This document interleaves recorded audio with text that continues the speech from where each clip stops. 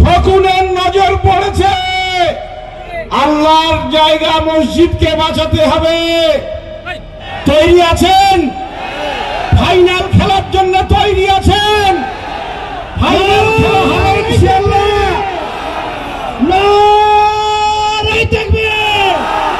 All India Muslim personal ল board জিন্দাবাদ!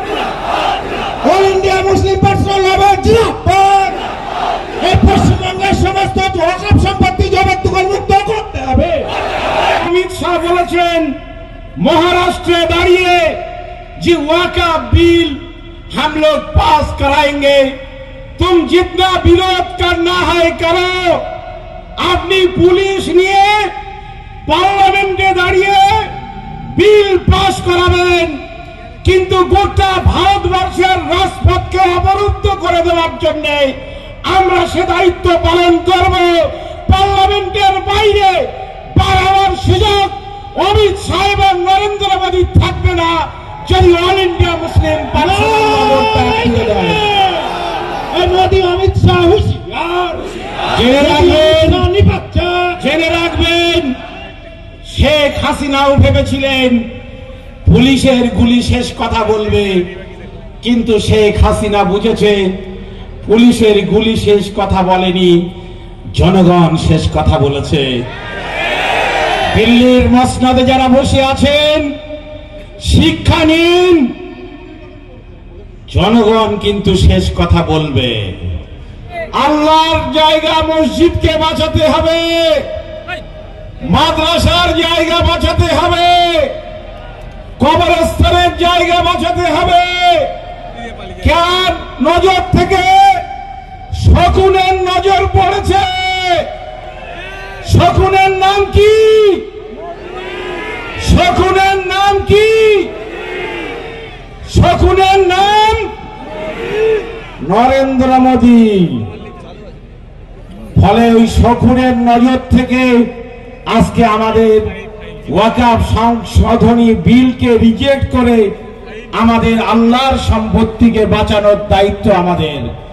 আজকে আমরা কিন্তু কুটুম বাড়ি আসিনি, লড়াই করতে এসেছি, আর লড়াইয়ের ময়দানে শেষ পর্যন্ত থাকবো ইনশাআল্লাহ।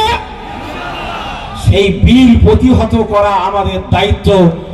আমরা যেমন এই বিলের বিরুদ্ধে, নরেন্দ্র মোদীর ষড়যন্ত্রের বিরুদ্ধে যেমন চোখে চোখ রেখে কথা বলবো, কেননা আমরা আল্লাহ ছাড়া কাউকে ভয় করি না, ঠিক তেমন ভাবে আমাদের রাজ্যের শাসক দল যারা বিজেপি বিরোধী বলে, যারা সাম্প্রদায়িক শক্তির বিরোধী বলে, ধর্মনিরপেক্ষ শক্তি মনে করে যাদেরকে আমরা নির্বাচিত করেছি, তাদের বলবো দিল্লিতে যাবেন, পার্লামেন্টের মধ্যে বুক চিতিয়ে নরেন্দ্র মোদীদের সামনে চোখে চোখ রেখে লড়াই করবেন।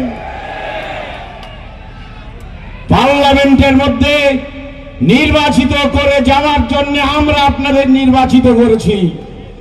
বন্ধুদের অনুরোধ করব, ফেসবুকে সোশ্যাল মিডিয়ায় ভাইরাল হয়েছে, অনেক সদস্য আছেন যারা প্রত্যেকটা মিটিং বয়কট করেছেন, তারা অংশ নেননি।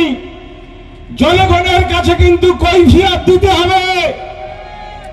আমরা তাই অনুরোধ করব, যারা তৃণমূলের পার্লামেন্টের মেম্বার তাদের কাছে, আপনারা 370 ধারা বিলের বিপক্ষে ভোট দেননি, সেদিন আপনারা বয়কট করেছিলেন। তালাক বিলের বিপক্ষে আপনারা ভোট দেননি, আপনারা বয়কট করেছিলেন।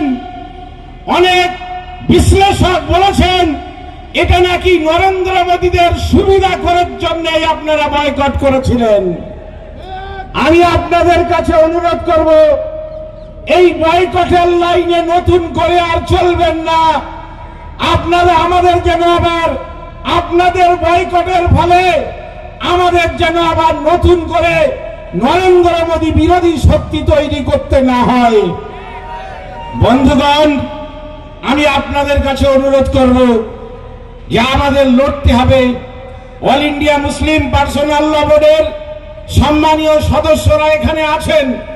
হযরত মাওলানা আবু তালেব রহমানী সাহেব যিনি আজকের এই সভার শ্রদ্ধাভাজন সভাপতি, তিনি তার বক্তব্য রেখেছেন। তিনি বলেছেন যে এর পরে যখন অল ইন্ডিয়া মুসলিম পার্সোনাল ল বোর্ডের সভাপতি এবং সম্পাদক দুজনেই আসবে, আমি বলেছি আজকের হচ্ছে আমাদের সেমিফাইনাল, যেদিন সভাপতি এবং সম্পাদক দুজনেই আসবেন সেদিন হবে ফাইনাল।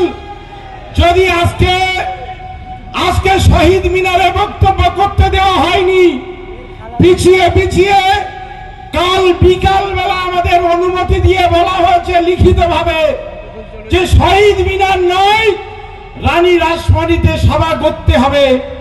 আমি জানি শহীদ মিনারে সভা হলে অনেক ভালো সাজিয়ে গুছিয়ে করা যেত, কিন্তু এটা অনেকেই চাইনি।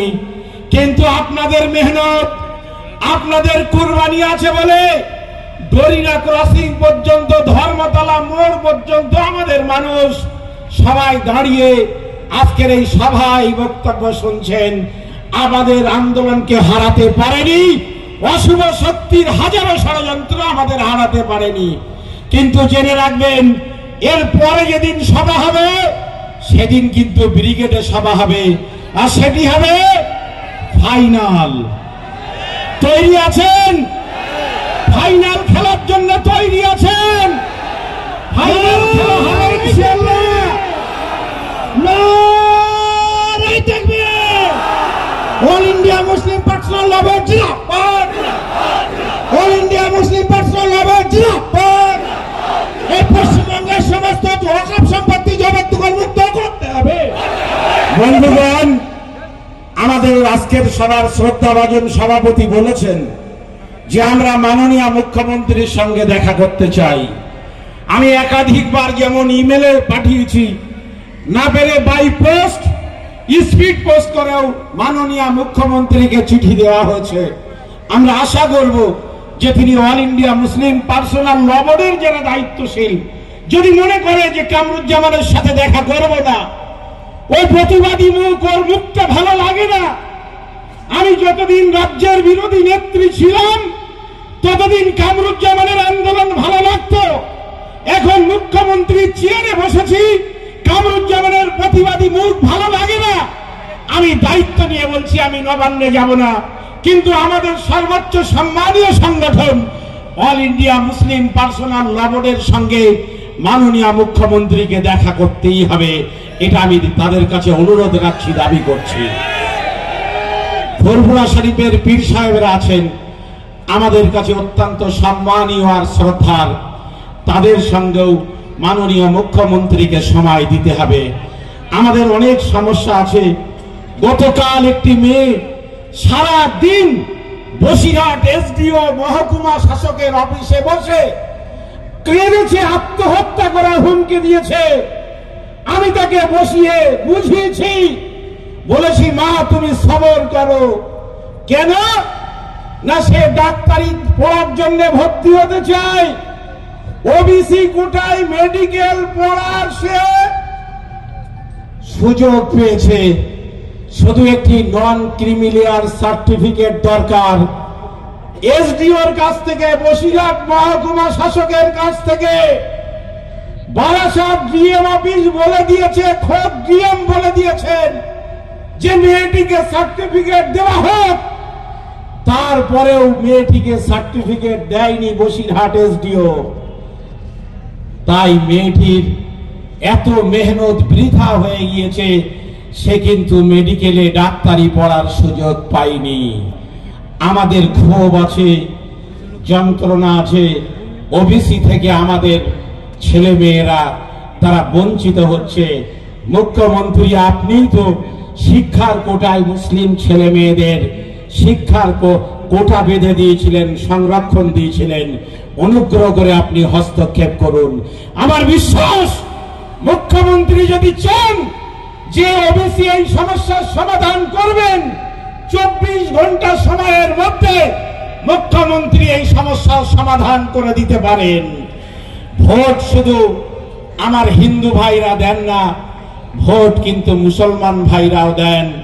এবং মুসলমান সম্প্রদায়ের মধ্যে তৃণমূল যা ভোট পেয়েছে তার 70 থেকে 80% ভোট মুসলিম ভোট পেয়েছে। বলুন পাইনি? তাহলে ভোট আমরা দেব, আর নোট অন্যেরা নেবে, চাকরি অন্যেরা নেবে, এভাবে আমাদেরকে বঞ্চিত করবেন না। অনেক সম্মানীয় সুধীজনেরা আছেন, তারা বক্তব্য রাখবেন, কিন্তু এ কথা বলি, নরেন্দ্র মোদীরা ঘুমান্ত বাঘকে কিন্তু খোঁচাচ্ছেন। মুফতি আব্দুল কাইয়ুম সাহেব বলেছেন, যদি যান তাহলে কিন্তু কৃষক বন্ধুদের যেমন ভাবে রোখা যায়নি, যদি ওয়াকফ সংশোধনী বিল আপনারা পাস করতে চান, नरेंद्र मोदी नয় अमित शाह বলেছেন महाराष्ट्र दाड़िए जी वक़्फ़ बिल हम लोग पास कराएंगे, तुम जितना विरोध करना है करो। अपनी पुलिस নিয়ে পার্লামেন্টে দাঁড়িয়ে বিল পাস করাবেন, কিন্তু গোটা ভারতবর্ষের রাজপথকে অবরুদ্ধ করে দেওয়ার জন্য আমরা সে দায়িত্ব পালন করব। পার্লামেন্টের বাইরে বাড়াবার সুযোগ অমিত শাহ এবং নরেন্দ্র মোদী থাকবে না যদি all India Muslim Modi Amit Shah হুঁশিয়ার। জেনে রাখবেন, শেখ হাসিনাও ভেবেছিলেন পুলিশের গুলি শেষ কথা বলবে, কিন্তু শেখ হাসিনা বুঝেছে পুলিশের গুলি শেষ কথা বলেনি, জনগণ শেষ কথা বলেছে।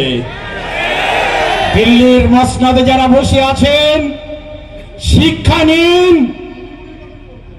জনগণ কিন্তু শেষ কথা বলবে। আমি আপনাদেরকে সম্মানীয় বক্তাদের বসিয়ে রেখে বক্তব্য দেব না, আপনাদের সামনে এখন বক্তব্য রাখবেন আমাদের পীরজাদা ফুরফুরা শরীফ থেকে এসেছেন। তারপরে আমাদের পীর সাহেব বক্তব্য রাখবেন ইমরান উদ্দিন সিদ্দিকী সাহেব। তার আগে আমাদের ভাইজান পীরজাদা সোহবান সিদ্দিকী সাহেব, তিনি আপনাদের সামনে খুব সংক্ষেপে বক্তব্য রাখছেন।